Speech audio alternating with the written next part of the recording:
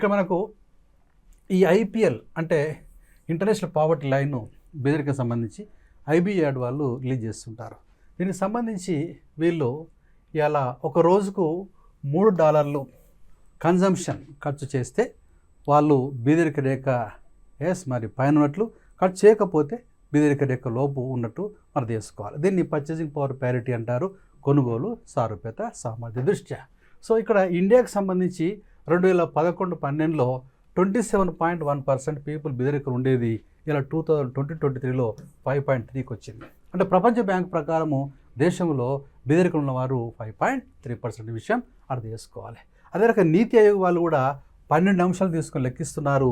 వీళ్ళు 2013-14లో 29.17% బీదలు ఉన్నట్లు నిర్ధారణ చేశారు. అయితే 2022-23లో 11.28%. ఇక్కడ 12 అంశాలు తీసుకుంటారు. దీన్ని మల్టీ డైమెన్షనల్ పావర్టీ ఇండెక్స్ అంటారు. అదే రకం పాపులేషన్ విషయంలో ఇలా ప్రపంచ బ్యాంక్ ప్రకారము బీదరికంలో 344.47 మిలియన్ ఉండేది. ఇప్పుడు ఓన్లీ 75 మిలియన్సే బీదరికంలో ఉంటున్నట్లు మనం అర్థం చేసుకోవాలా.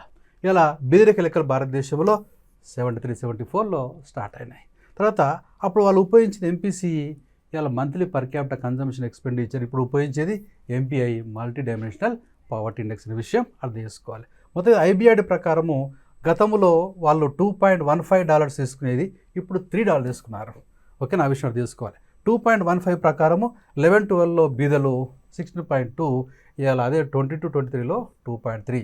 అయితే ఇక్కడ మనం తీసుకున్న $3 కాబట్టి ఇవాళ ప్రపంచ బ్యాంక్ ప్రకారం దేశంలో బీదలు 5.3%, నీతి ఆయోగ్ ప్రకారం 11.28%. ఓకేనా, రైట్. సో IBAD ప్రకారం 5.3, మరి నీతి ఆయోగ్ ప్రకారం 11.28.